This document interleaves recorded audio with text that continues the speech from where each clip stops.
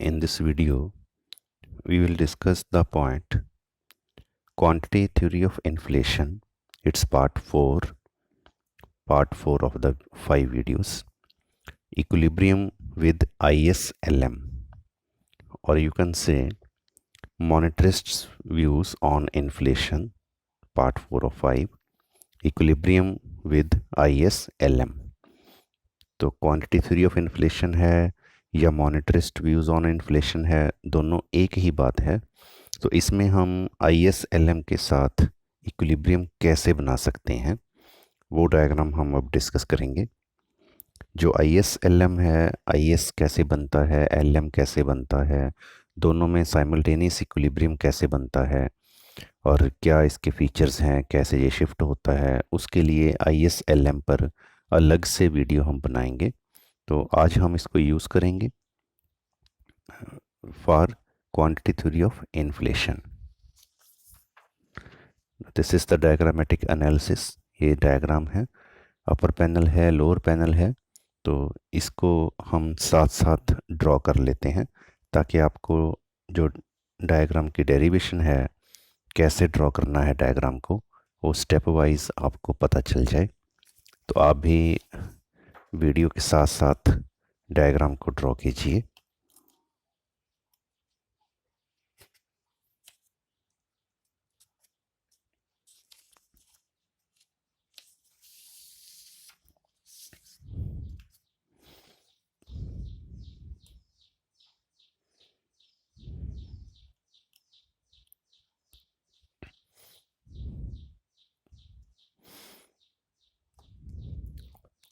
यहाँ पर हम दो डायग्राम बना रहे हैं, एक ऊपर है, एक बिल्कुल उसके नीचे है।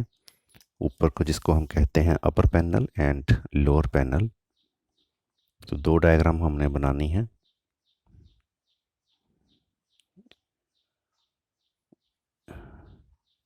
ये सपोज हमारा अपर पोर्शन है डायग्राम का, ये सपोज हमारा लोअर पोर्शन है।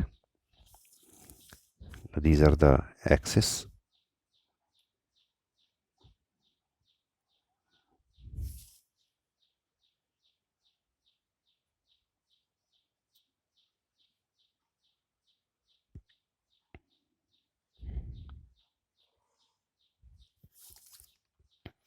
ये दो डायग्राम हमारी बन गई, एक ऊपर एक नीचे। In the above diagram, we will show the relationship between IS and LM.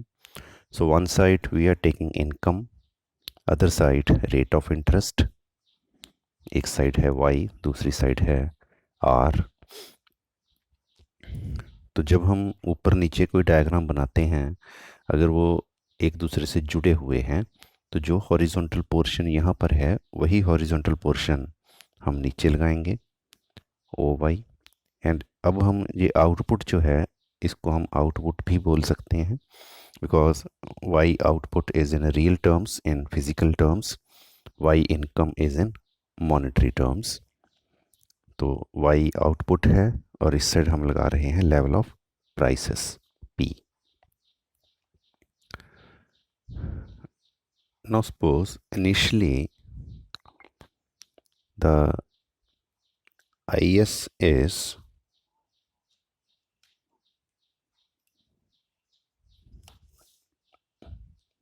this is suppose IS negative slope होता है। ये क्यों होता है, कैसे बनता है, इसके लिए अलग से वीडियो बनाएंगे। एंड जो LM है, LM is suppose this is the LM positively slope।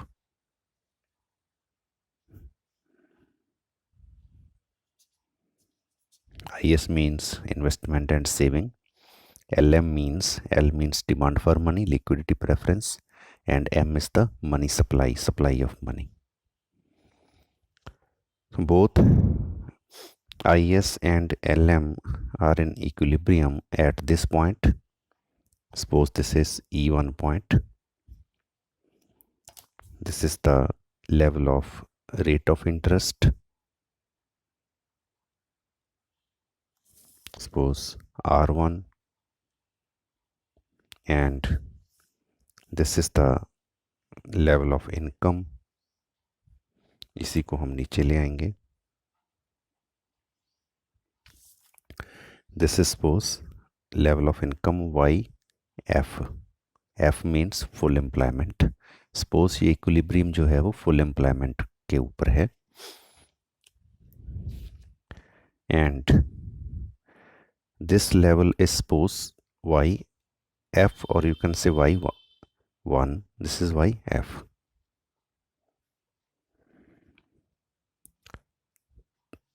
Now ये full employment है. Due to full employment we cannot increase the supply of the output. तो आउटपुट को हम बढ़ा नहीं सकते. It means here the supply of output is fixed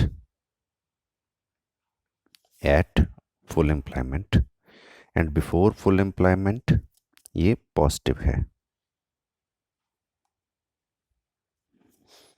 तो ये हमारी बनी सप्लाई कर्व. इसका क्या मीनिंग है कि फुल एम्प्लॉयमेंट तक जैसे ही प्राइस बढ़ेगी, जैसे मान लो पहले ये प्राइस है, ये आउटपुट है, तो जैसे ही प्राइस बढ़ेगी आउटपुट बढ़ जाएगा, क्योंकि हम आउटपुट बढ़ा सकते हैं बिकॉज हमारे पास रिसोर्सेज हैं. और प्राइस बढ़ेगी तो हम और आउटपुट बढ़ा सकते हैं.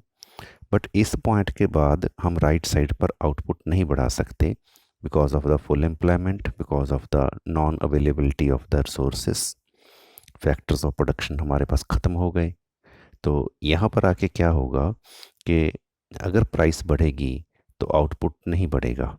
तो यहाँ पर आके जो सप्लाई कर्व है यहाँ से पॉजिटिव चली, बट यहाँ पर आके ये पॉजिटिव नहीं गई, वर्टिकल हो गई, और you can say perfect in elastic हो गई. प्राइस ज़्यादा होने से आउटपुट ज़्यादा नहीं हो पाएगा. This is the supply curve. supply of the goods, supply of Y output, and suppose this is the demand curve. ये मान लो डिमांड कर्व है. तो फुल एम्प्लॉयमेंट के ऊपर हमने इक्विलिब्रियम बनाया है. This is suppose D. ये हमारा बन गया इक्विलिब्रियम. वही point E1 dash suppose, and this is the level of prices.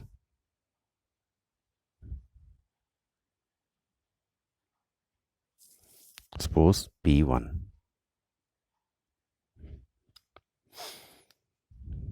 Now this is initial stage in the diagram कि इकॉनमी फुल एम्प्लॉयमेंट पर है. हम शो क्या करना चाहते हैं? हम ये शो करना चाहते हैं कि जैसे ही मनी सप्लाई को इंक्रीज़ किया जाएगा प्राइस लेवल प्रोपोर्शनेटली इंक्रीज़ हो जाएगा. मनी सप्लाई को इंक्रीज़ करने से प्राइस लेवल प्रोपोर्शनेटली इंक्रीज़ हो जाएगा because of the direct and proportional relation. So price depends upon money supply, जैसे इनकी इक्वेशन है. तो जैसे ही मनी सप्लाई को हम बढ़ाएंगे प्राइसेस बढ़ जाएंगी. ये हम शो करना चाहते हैं with the help of this diagram. तो पहले ये इनिशियल इक्विलिब्रियम बना हुआ है at full employment level. Now suppose money supply increase, government ने मनी सप्लाई को इंक्रीज कर दिया. अब LM की प्रॉपर्टीज़ अगर हम देखें, LM की शिफ्टिंग देखें, with increase in money supply LM shifts rightwards. This is the rightward shift in LM, or you can say this is LM dash. तो जैसे ही मनी सप्लाई इंक्रीज हो जाएगी LM राइट साइड पर shift हो जाएगा. तो अब अगर हम इक्विलिब्रियम देखें, अब जो इक्विलिब्रियम है वो है at this point. Suppose this is E2. This is equilibrium rate of interest.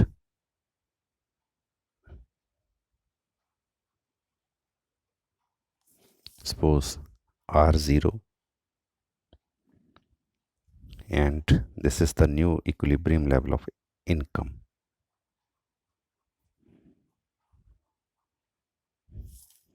This one, suppose it is Y2. तो मनी सप्लाई जैसे ही इंक्रीज हुई, यहाँ पे हमने इसको राइट साइड शिफ्ट कर दिया। मनी सप्लाई इंक्रीज होने से प्राइस एलएम जो है वो राइट साइड शिफ्ट हो गई। एलएम के शिफ्ट होने से लोगों के पास जैसे मनी सप्लाई आती है, तो मनी सप्लाई आने से मार्केट में एलएम राइट शिफ्ट हो जाता है। ये एलएम की प्रॉपर्टी है।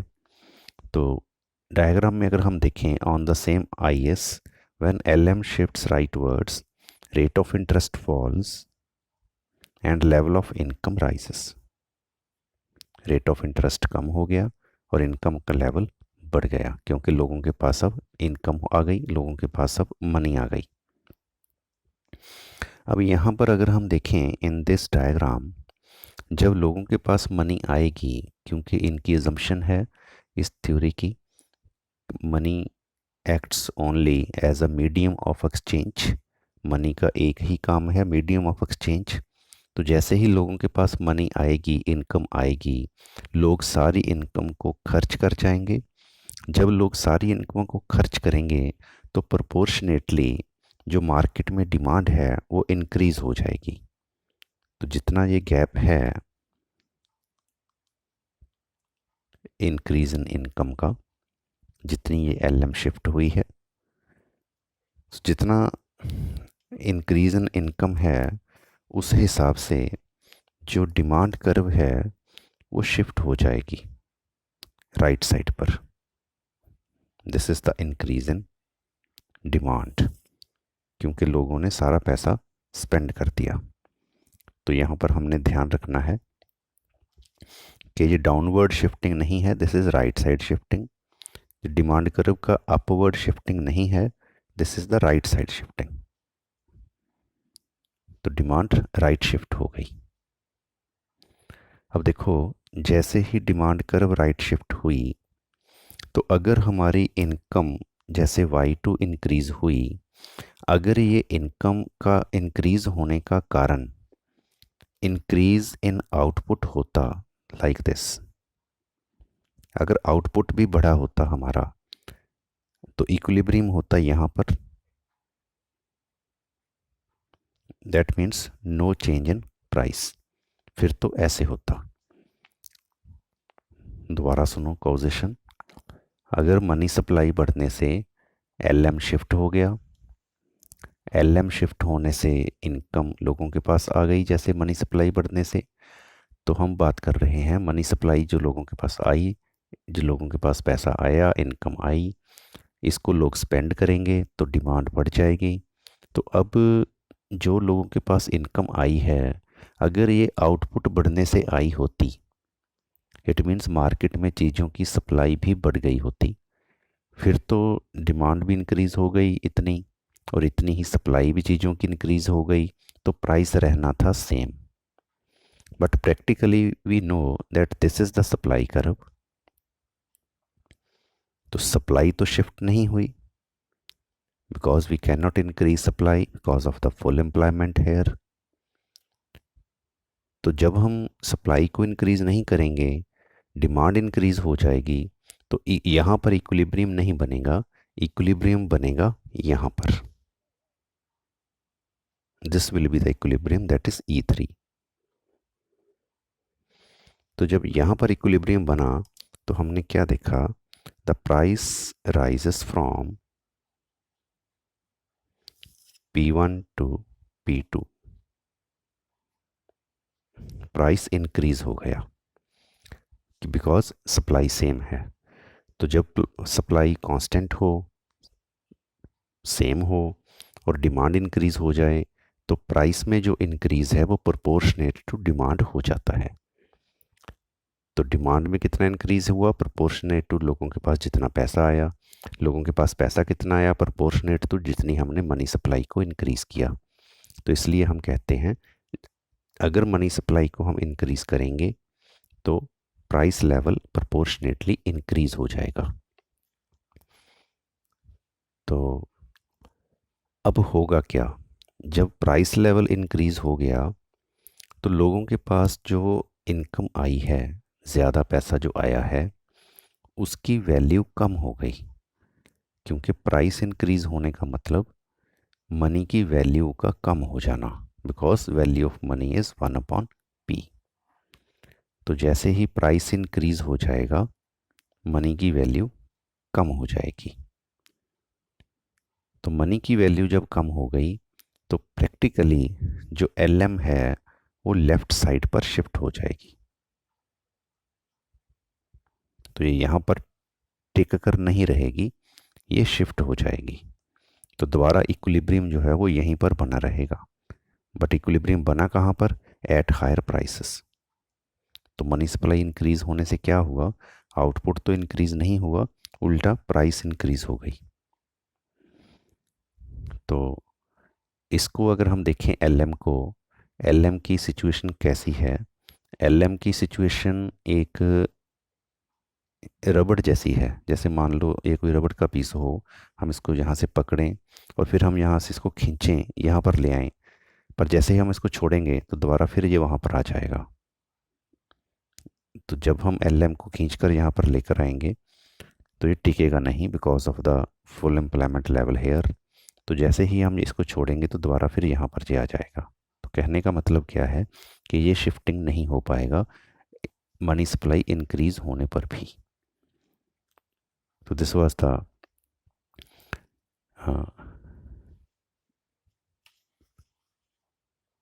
quantity theory of inflation equilibrium and monetarists' views on inflation equilibrium with the help of IS and LM. Now, for criticism of this theory, for introduction, definition, assumptions, explanation, must watch other parts of this video. Thank you. Thanks for watching this video.